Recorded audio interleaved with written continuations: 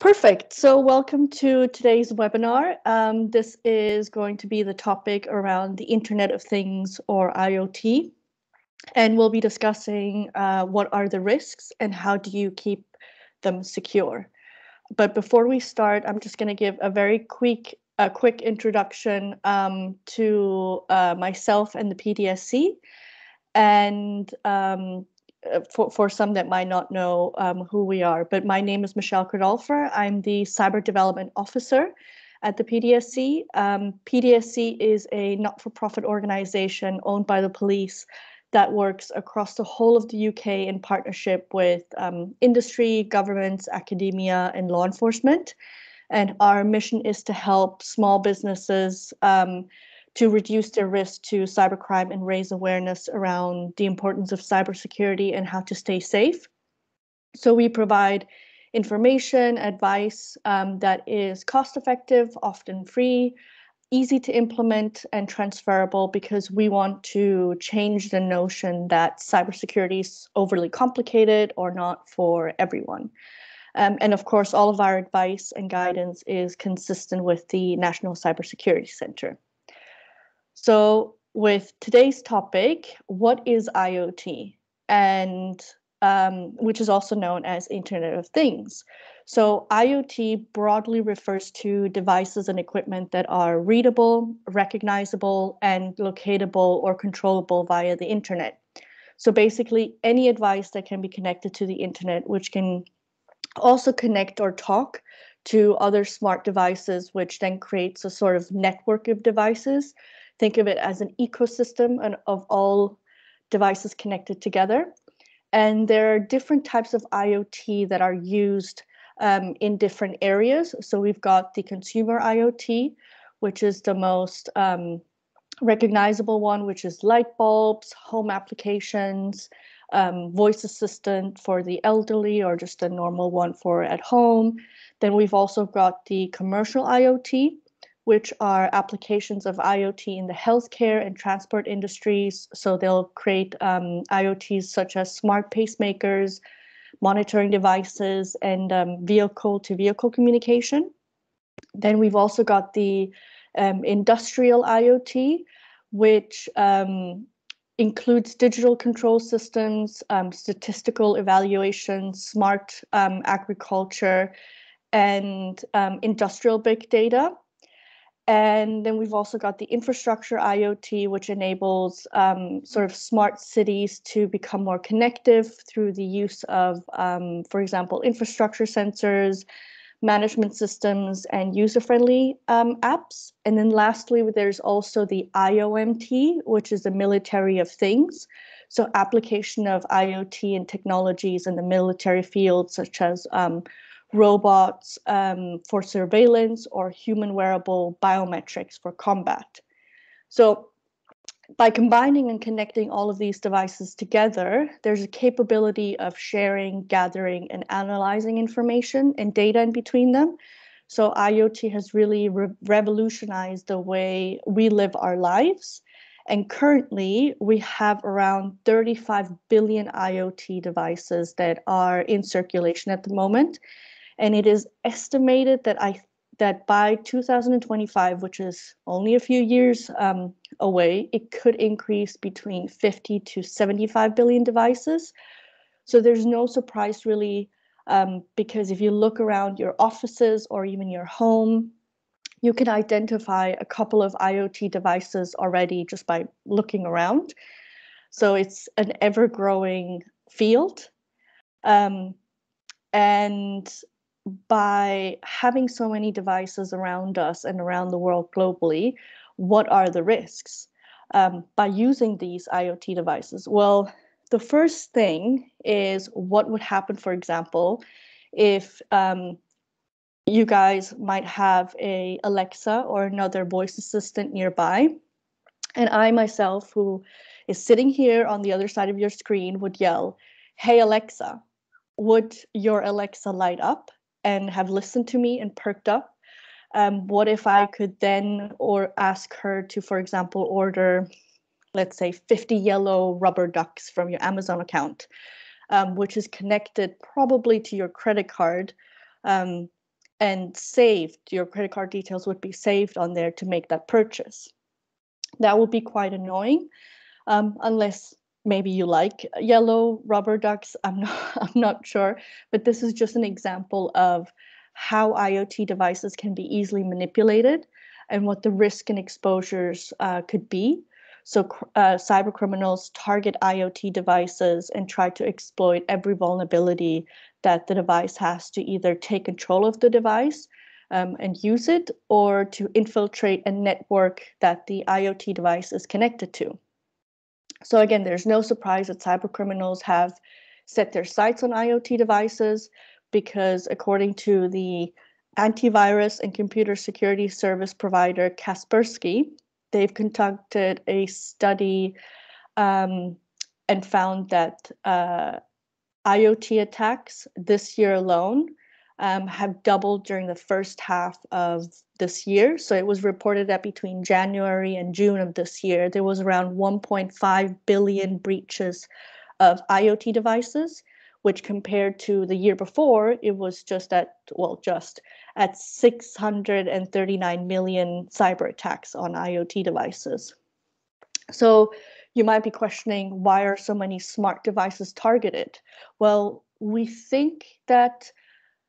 you may think, or even I think sometimes, that these smart devices have really great capabilities and they look fun and they have a lot of great functions in them. But the problem is, the main issue is that these IoT devices are mass produced and security is an afterthought when it comes to building them. So therefore, there's a couple of issues that come up. And one of them is IoT devices usually have very weak default passwords.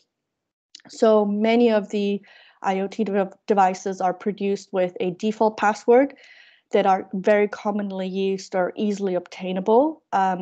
So there's a lot of risk in that being available and easily hackable as well. Then we've got IoT devices have very insecure and unneeded network services, which are installed on the device and may expose data such as any sensitive or financial information to theft and eavesdropping, like the example I provided earlier. Then we also have lack of secure updates. It doesn't always allow you to update the software of your device properly, leaving it open to vulnerabilities. And then we also have insecure privacy protection. So there's a failure to protect your private information that is stored on the device, and that is also connected to the ecosystem. Then we also have insecure default settings. So the inability to fix those insecure settings can create exploits in the devices and system and give sort of an entryway for hackers to try to get into your device. And lastly, there's lack of security around how data is transferred and stored within the IoT device. So there's lack of access control, and there's a lack of encryption when data is being transferred. So these are the risks that can pose a serious threat to people and businesses that are using IoT devices in their everyday lives. And here are just a few examples of how IoT devices were actually used during cyber attacks, or how they could be used to carry out a successful attack. So one of my first ones, and I think it might have been mentioned previously, is the attack on a fish tank in a North American casino. So hackers used an interconnected fish tank to steal information from a casino. So the aquarium had sensors that were connected to a computer that could monitor, regulate the water temperature, the cleanliness of the tank, and even control the feeding of the fish. So when they managed to get into that, they were connected to the Wi-Fi. And when you're connected to the Wi-Fi, your device becomes visible to other devices on the same Wi-Fi. So the hacker managed to scan other devices on the casino's Wi-Fi for weakness to try and gain unauthorized access to them, which they did. And then they looked for sensitive information. They found it. They stole it. And unfortunately, And there's no pun intended in this, but the hackers did turn out to be from Finland. Another example is hackers can steal your identity and bank details from a coffee machine. So as I alluded earlier with the Alexa example, this is very similar. More and more, there's smart coffee machines out there that are connected to the internet, that you can use special apps that are targeted by hackers to steal the owner's bank cards or card details. So smart coffee machines allow owners to control them by remotely. They can control them remotely by using their phones, and they can even nowadays, I think, connect the coffee machine to the virtual assistant, like Alexa. However, coffee machines are not designed for security, and this could be used as an entry point to attempt a cyber attack on your network. So you might want to think twice about having a smart coffee machine in your office, which is connected to your network, for example. And then another really interesting IoT attack that happened was on residents on an apartment block in Helsinki that had their entire heating switched off during winter. So there were 2 apartment buildings in Finland where they were left in the cold after a DDoS attack, so a distributed denial of service attack that basically knocked out the heating system. And the cyber attack is believed to have lasted for nearly a week. So this was in October, between October and November. And the CEO of the firm that was in charge of managing the over operations and maintenance of both of the affected properties said that the attack temporarily disabled the computer system that controlled the central heating and water to both buildings. And in an attempt to sort of get rid of the attack and fight the attack and to remain functional, the targeted system actually went into an endless cycle of rebooting. So it kept rebooting, which then in turn resulted in the heating system basically being cut off completely. And so residents were left with no heat and probably very, very cold showers. And this next example is very, very strange, but I think it's an interesting one just to see how dangerous IoT devices for personal use can be. And that's using a chastity cage where hackers managed to lock it and then demand a ransom. So in October of last year, there was a security researcher that found that the manufacturer of an IoT chastity cage had left an API, so an application programming interface, which is a software that allows 2 applications to talk to each other, that was exposed, giving malicious hackers a chance to take control of the device. And the security researcher figured this out because he found and obtained screenshots between the hacker and several victims. And there was a victim who came forward, but he wanted to remain anonymous and said that he had received a message from a hacker demanding a payment of 0.02 Bitcoin, which is around 926 pounds today, to unlock the device. And he realized that his chastity cage was definitely locked and he couldn't gain access to it. But fortunately, he didn't have it locked on himself when this happened. But this is just an example of IoT devices for personal use can get you in a very tricky and dangerous situation sometimes as well. And then lastly, maybe some of you know the Wannacry ransomware attack. So while the previous examples were, cyber attacks directed at specific targets or specific applications, the Wannacry ransomware attack of 2017 is a perfect example of how an attack can occur on a global level, targeting multiple devices in different countries, and how damaging it actually can be.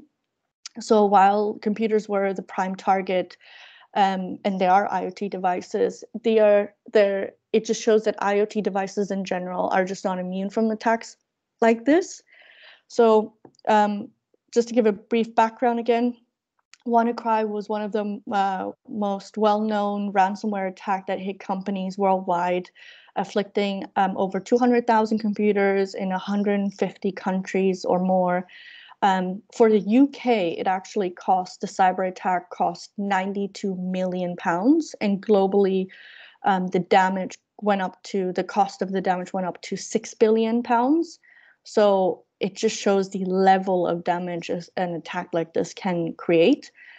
And in the UK specifically, it unfortunately affected the NHS, which was brought to a complete standstill for several days, affecting hospitals and GP surgeries across England and Scotland.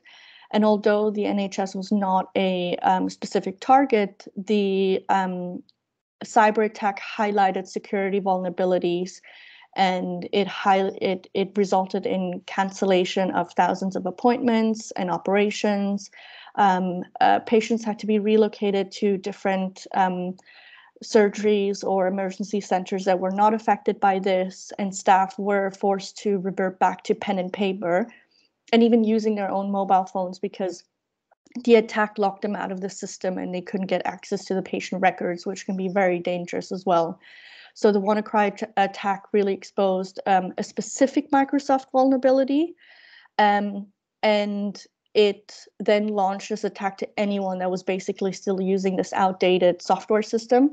And unfortunately, the NHS was still using this. So it ended up disrupting really a lot of governments, organizations, companies that had connectivity to IoT devices.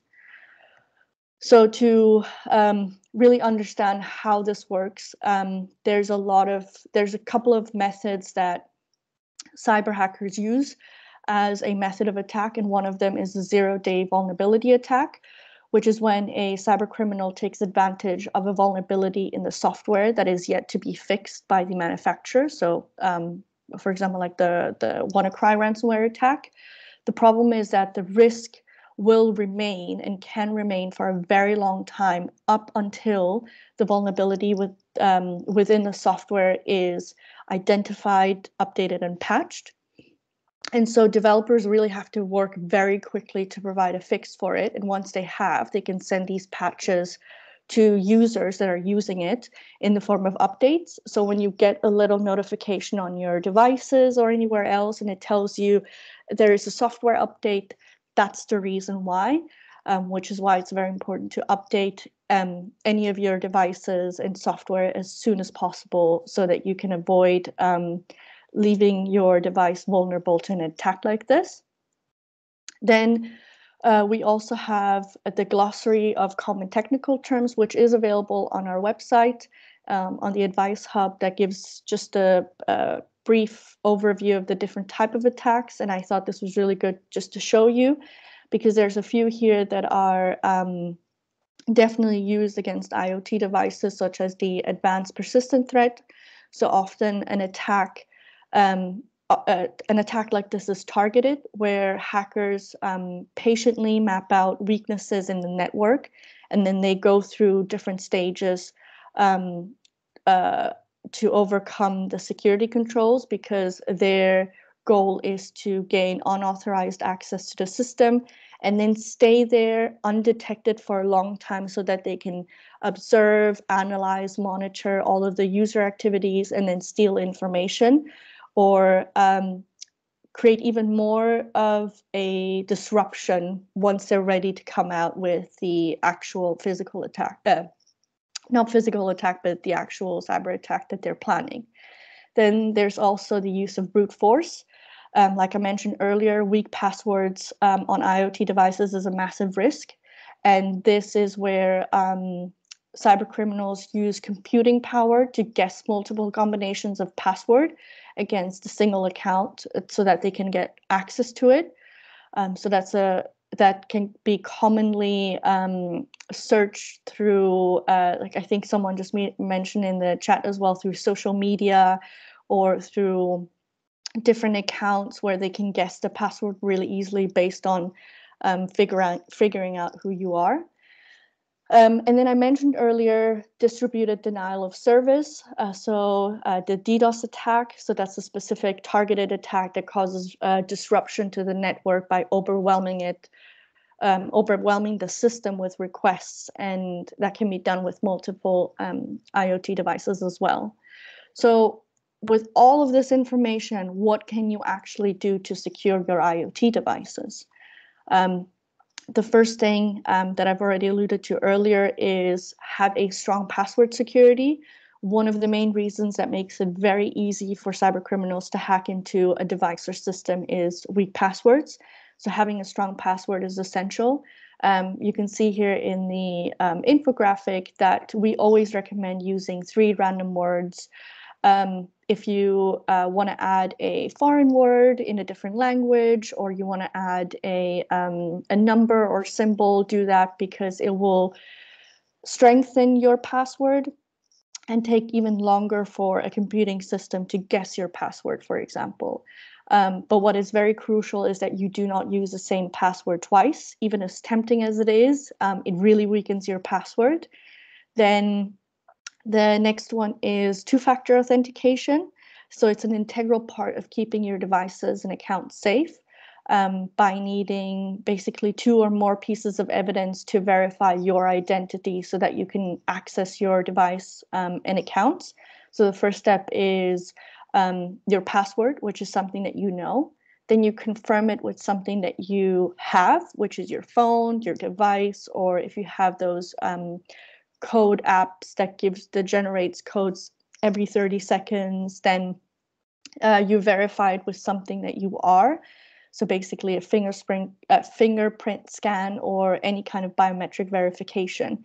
It just adds a layer of protection from hackers to gain access to them. And if your IoT device provides the feature of adding two-factor authentication to it, please use that. It really will protect you even more. And then lastly, as I mentioned, a lot of IoT devices come with a set of default passwords already. Change all of them on all your devices if there's one. So for example, the Wi-Fi usually comes with one. Your voice assistant can also come with one. So it's really important to change those passwords. And then if you are using your router, then basically secure that. There's a couple of things that you can do at home or at work, whichever, wherever you are, this can apply to any router, is changing the default admin credentials for the router settings, which is accessible online. Usually your router will give you a manual where it can tell you where to do it online. So it gives you sort of a web address to do it. And then change the issued Wi-Fi password, because many IoT products are produced with a default password that is very commonly used and very easily obtained online. So definitely use strong passwords to secure them. And then the last one is connect to a separate or create a guest network for your Wi-Fi. Especially if you're working from home, I would recommend that instead of using work devices that is connected directly to your Wi-Fi, is to create a network, guest network for it. Again, usually your router should allow you to create one, and gives you step by doing so when you do that online changes for your default admin credentials as well. That way it just keeps your business network a little bit more secure. And then of course, as with all software, IoT needs to be updating the software and any of the security fixes for vulnerability.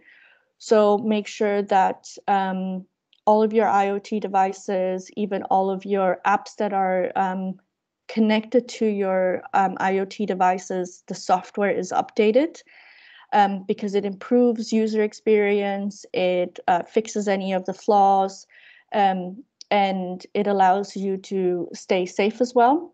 The most important thing to do is to make sure, if you can, to enable automatic updates to be applied automatically, so that way you will never miss the latest update release. So use that setting as well for your apps that is connected to your IoT devices as well, because by doing so, you will really reduce the risk of your device being infected with malware. And equally as important is the operating system of which the IoT application or online account is accessed by. So for example, your laptop, it must remain up to date to prevent hackers to use that flaw and vulnerability to access your computer and then be able to remotely access and control your IoT devices that are connected to it. So we have how-to guides on different operating systems that you're seeing here that is available on our Advice Hub as well. I have added a link at the end of the presentation with all of the links directly to the PDF documents. So in case you want to have a look at it afterwards, you can definitely do that. Another really important thing is to make sure that your firewall is turned on. Many of the latest operating systems on your computer have a built-in firewall, and this will just really help monitor and block any authorized connections that are trying to come into your network. And again, here's a how-to guide on how to do it depending on what operating system you're using it from. And I think this is one that people tend to forget, is to really look at the settings of your IoT devices and evaluate them very, very carefully. So one of the things is you need to change any default settings that are not always applied with security in mind. So take time to enable security settings that are applicable, and then disable all that really gives you no benefit to the business or the usability of the device. Second is to disable any necessary features that are not of benefit to yourself, such as analytics or location settings. They don't really need to know where you are. So we recommend doing that. Then disable any novelty features. I know it can be very cool if you have a smart fridge or a smart coffee machine, even an Alexa, things like that. But does the fridge really need access to your Twitter account? Apparently that's possible, but does your home assistant really need access to your phone to play music, or does your coffee machine need to be connected to your phone app and your Alexa so that you can order coffee pods if you've run low? If you don't need to use it, best not to do it. And then definitely enable built-in security features if they're provided, so that you can really restrict who's interacting with your IoT devices. And the next thing is Christmas is just around the corner, which means there's usually going to be gifts under the Christmas tree, maybe for some that have new devices, or offices are going to provide you with new devices because they needed upgrading. Either way, whenever you receive a new device and you have to get rid of the old one, there's really an important process that you need to go through so that you can dispose of the old one safely, and that you can install and receive the new one in a safe way as well. So for old devices, we recommend, before disposing any of your devices, to make sure that all of the information is completely wiped from it. And by doing so, you can do a reset device. You can reset your device to factory setting. So that way no one can recover anything that has been left on it. So we would recommend doing a factory reset. Then after you've reset the device to factory default settings, ensure that the device does not automatically reconnect to your network. So disconnect from your network as soon as you've done the factory reset. Otherwise, they will remember it if anyone is ever nearby again. Then where possible, if you want to physically destroy the device, this is the safest way of preventing anyone in the future from being able to access information that was once stored on the device. There are companies out there that are specializing in data destruction. Typically, they try to break the device in pieces that are no larger than 6 millimeters. But if you choose to have your device destroyed professionally, make sure that you choose a company that meets the recognized industry standards, which is the Asset Disposal and Information Security Alliance, ADISA. So if they're on there, great, because then you know that they are meeting the right standards and doing it properly. And then, of course, if you have a SIM card, don't forget to remove it completely before you dispose it, exchange, or sell the device, especially if you have a router as well, not to forget to take that out. And if you are buying any new devices, or you are buying a reused device, for example, make sure that the seller you are buying it from is reputable. And if you're buying a used device, make sure to ask them what steps they've taken to remove any of the information that they've previously stored on it. If the device is dispatched via a courier, then check with the reseller what checks they've made on the courier that they're using to ensure that the delivery process is secure. And then, of course, always ask for the delivery to be tracked and that you can sign for it by a named individual as well. And if you're running a business, it's good practice to create an onboarding policy for new devices to ensure that there's a consistent configuration that meets your security standards. Make sure to never really assign any new devices to a user or connect it to your network until that process has been completed, so that you really are careful about what is being connected and it has been verified.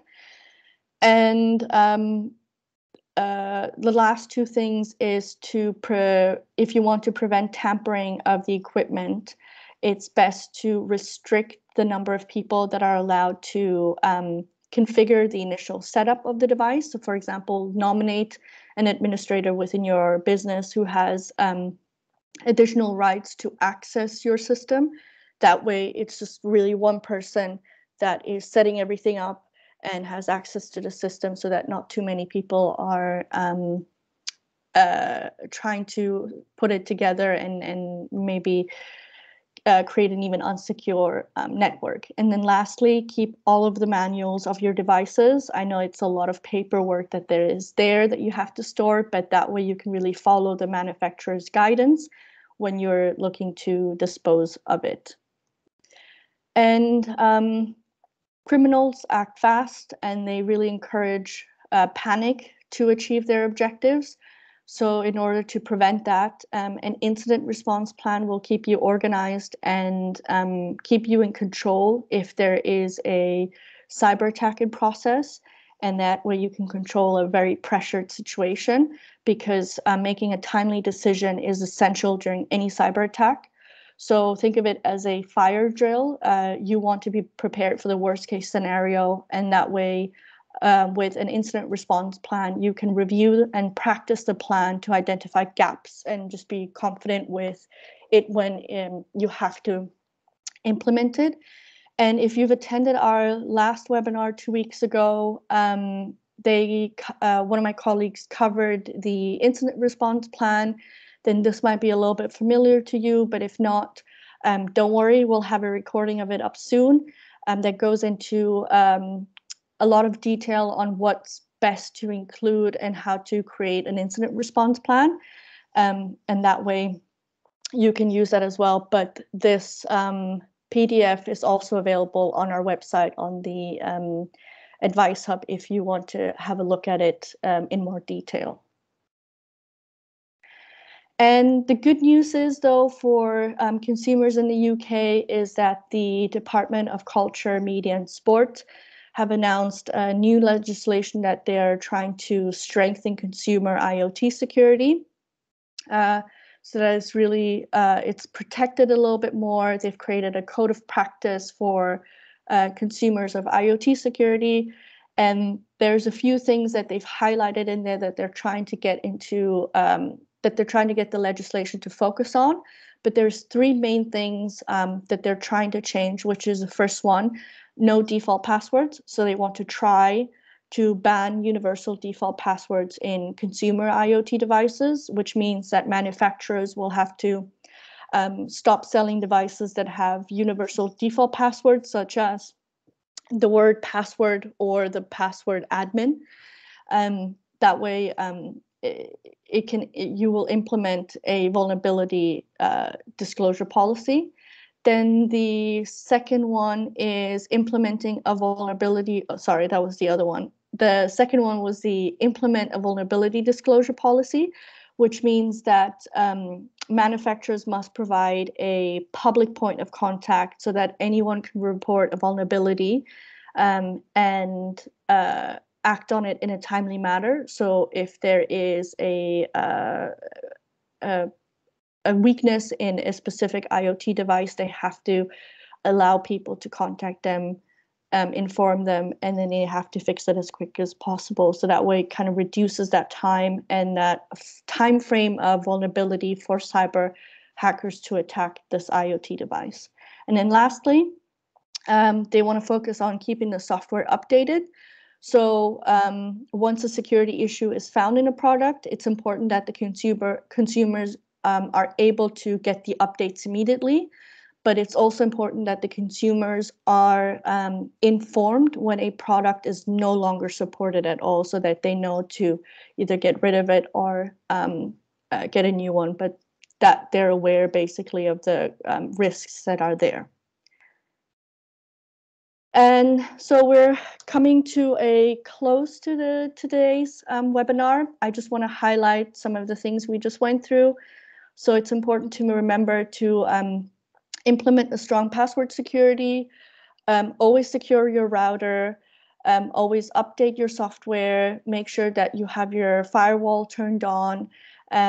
If you have IoT devices that come with default settings, make sure to evaluate them and change them accordingly so that they're as safe as possible.